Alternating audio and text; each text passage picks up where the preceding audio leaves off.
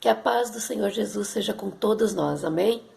Agradecendo a Deus que até aqui Ele tem nos guardado, Ele tem nos protegido e agradecendo a Deus pela saúde que Ele tem nos dado. Então, se você acordou hoje de manhã com saúde, com força, agradeça a Deus. E ore pelos aqueles que estão enfermos, pelos aqueles que estão lutando para viver, e agradeça todos os dias pela sua vida. Eu quero trazer uma mensagem da parte de Deus para vocês. Eu creio na palavra de Deus, creio como um livro onisciente, como uma palavra onipresente, uma palavra que tem poder, uma palavra onipotente. Eu creio como palavra de Deus. E Jesus fala na sua palavra, né? Passará os céus e a terra, mas as minhas palavras não passarão. Eu tenho estudado o livro de Amós e quero compartilhar aqui rapidamente algo que Deus tem colocado no meu coração e vai colocar agora, neste momento. Senti de compartilhar e quero falar. A gente está vivendo aí tempos muito difíceis, não que já não tenhamos vivido há tempos atrás, e mais do que isso, eu sei que os nossos antepassados também passaram por situações muito difíceis, por guerras, por pestes, por doenças, e eu vejo que desde que o homem teve a sua queda lá no Jardim do Éden, desde que o homem desobedeceu a Deus, o salário do pecado está aí, né? E também desde que Jesus estabeleceu o reino dele aqui na terra, trazendo o reino dele dos céus à terra, a espada também foi colocada. A espada foi desmaiada, a espada foi colocada e as coisas estão aí acontecendo.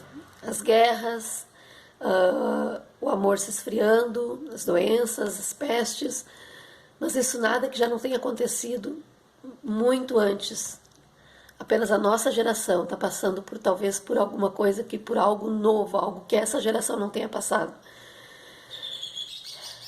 Porque a palavra de Deus, ela se cumpre, ela está se cumprindo, e muito mais do que isso, ela vem se cumprindo desde que o mundo é mundo. Eu entendo dessa forma. Eu entendo por ser uma palavra onipresente, ela não vai se cumprir, e ela não se cumpriu, ela está se cumprindo o tempo todo. O tempo todo. Ela está se cumprindo. Até a volta de Cristo. Eu quero compartilhar com você a palavra que está lá em Amós.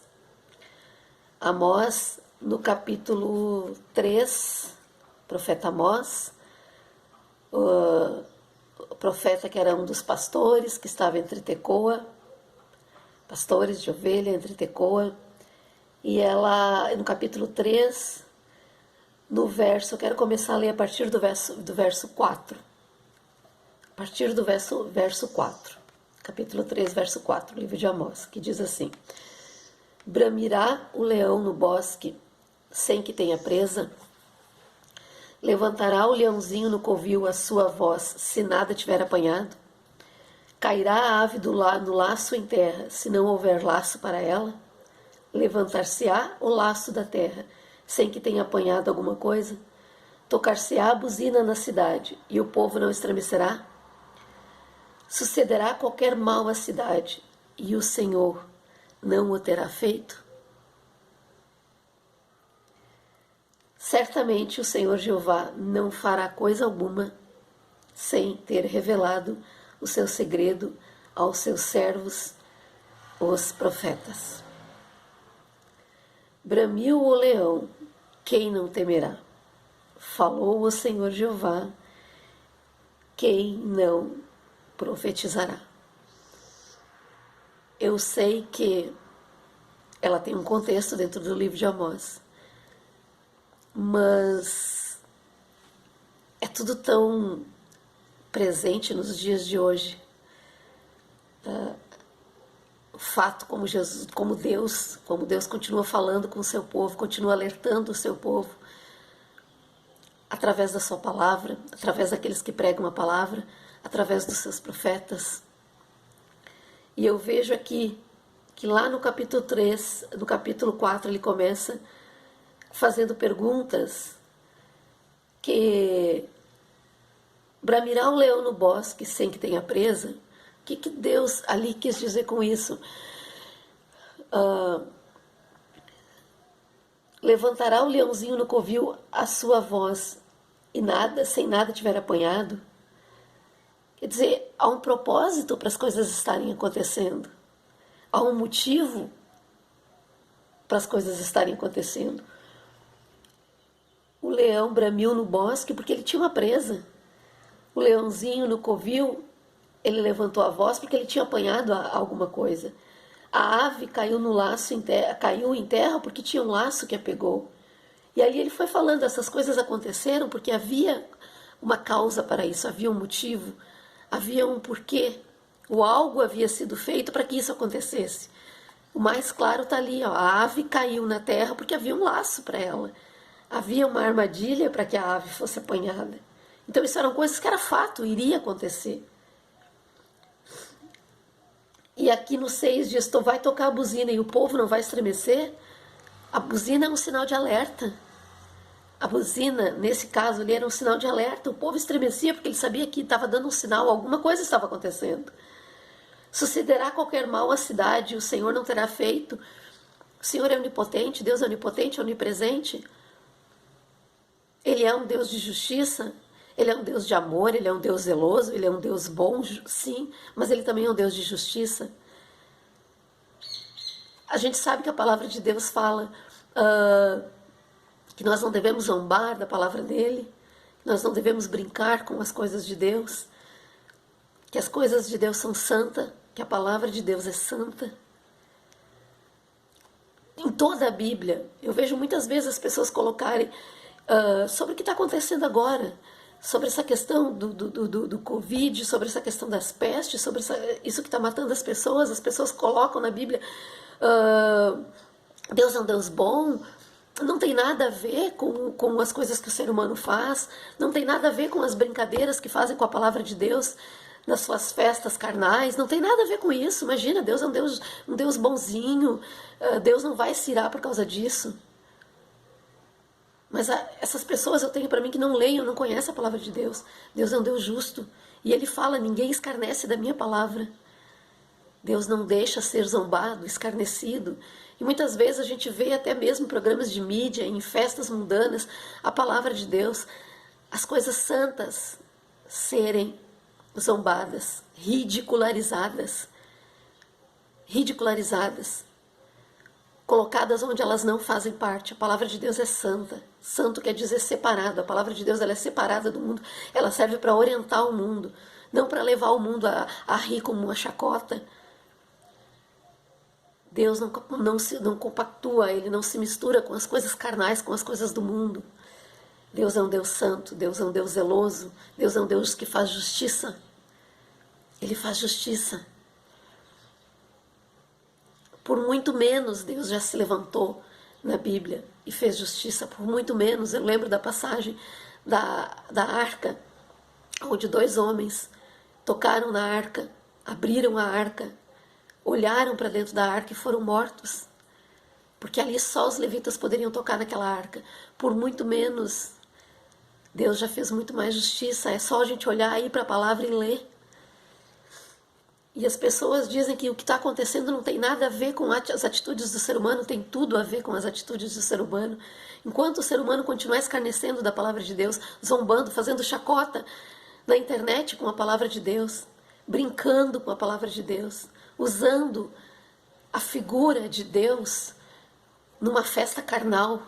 Eu vejo muita gente, eu vejo algumas pessoas falando que não temos, vou usar um exemplo, até que eu não queria usar, mas dizem, não temos carnaval, olha o que Deus fez. Claro que não tem só a ver com carnaval, não tem a ver com tudo, todas as atitudes do ser humano. O cheiro da oração, ela chega até o céu, mas o cheiro do pecado também chega.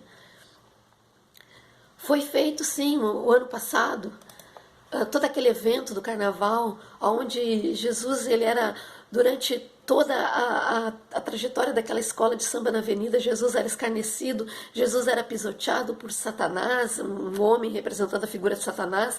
Jesus era chicoteado, ele estava ao chão arrastado, eu não vi em momento algum ele ser levantado ali, eu não vi em momento algum cruz, quer dizer, eu também não assisti tudo, enfim, mas o que eu vi foi um Jesus sendo humilhado numa avenida onde Satanás o chicoteava.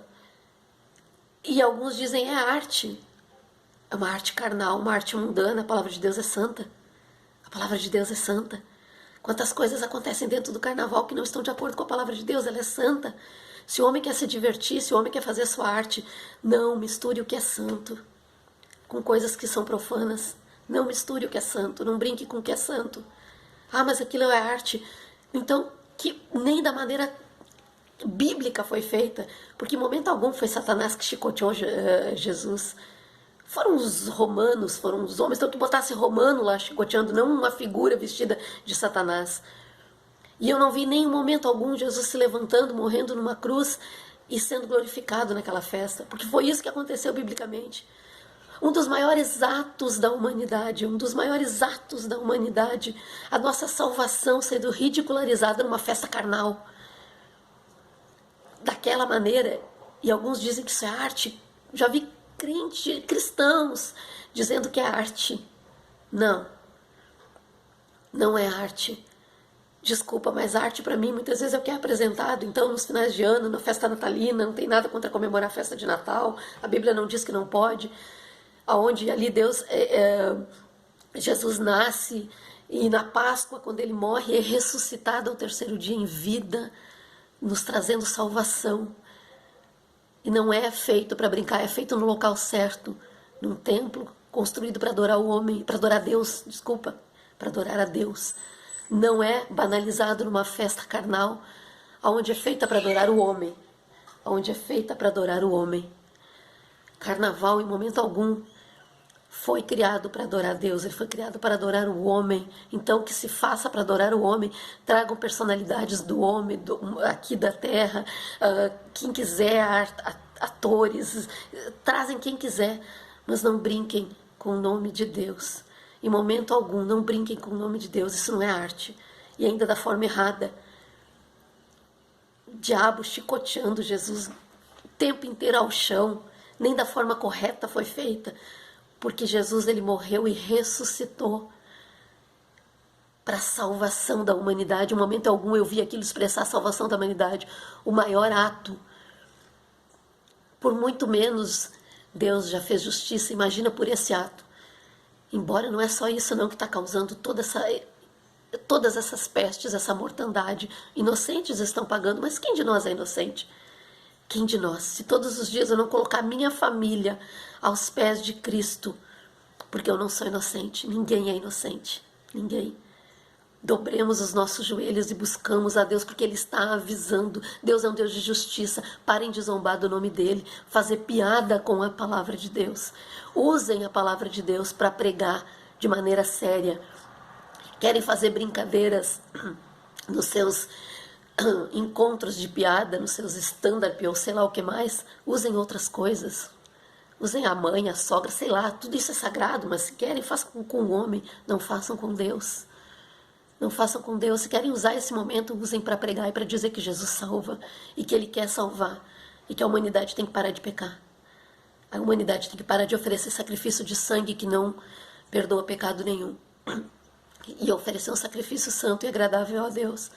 Parar de mentir, parar de enganar, parar de pensar mal, injustiça dos outros.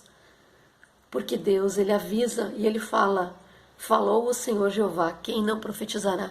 Deus está falando com o seu povo. E aqui lá no 11, no capítulo 3 de Amós, no verso 11, ele diz: um inimigo surgirá e cercará a tua terra e derribará a tua fortaleza e os teus palácios serão saqueados. Mas ele diz no 12: como o pastor livra da boca do leão as duas pernas, ou um pedacinho de orelha, assim serão livrados os filhos de Israel.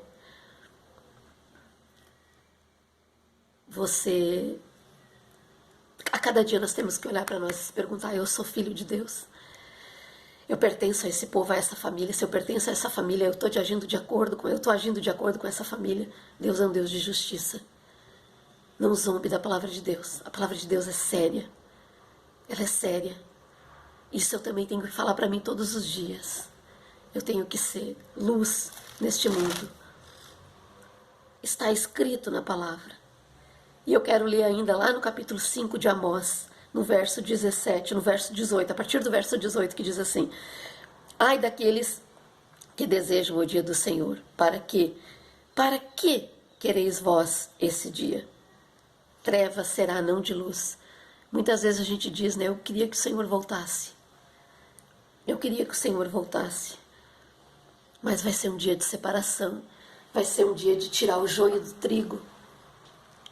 Vai ser um dia de separar o joio do trigo. Eu temo às vezes isso. Eu temo, porque eu sei que eu sou falha. Mas eu preciso falar aquilo que Deus coloca no nosso coração. Ao momento, essa geração precisa começar a mudar. Outras gerações foram alertadas. Nós precisamos. Se você é cristão, você precisa começar a ser cristão de verdade. De verdade. Você precisa começar a buscar, a pedir a mudança de Deus na sua vida. Não é fácil? Não. Mas Jesus disse, porque a tentação bate todos os dias na nossa porta, mas Jesus também falou, resisti ao diabo e ele fugirá de vós. Se você resistir,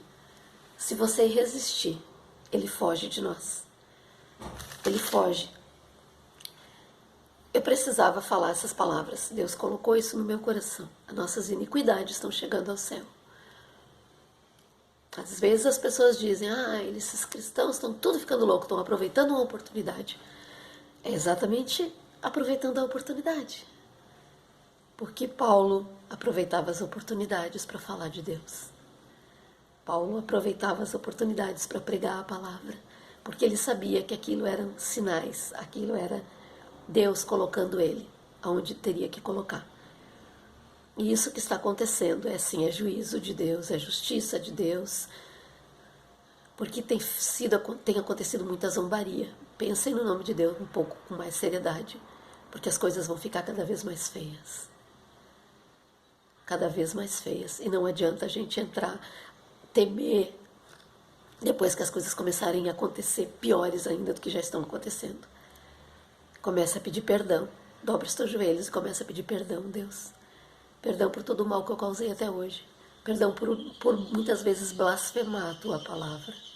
Dizer que o Espírito Santo não age, não existe. Perdão, Deus, por não crer na tua palavra. A palavra de Deus é santa. Deus sabe todas as coisas. Nada fica encoberto. E Deus não fará coisa alguma sem revelar aos seus servos, aos profetas, e eles estão falando. A iniquidade está chegando aos céus. Analise o teu coração. Deus é um Deus de justiça. É um Deus de compaixão, de misericórdia, mas Ele é de justiça. E de vingança também. Não brinque com o nome de Deus. Fique com essa palavra. Que Deus abençoe vocês. Que tenham um ótimo dia. Em nome de Jesus, na paz do Senhor Jesus.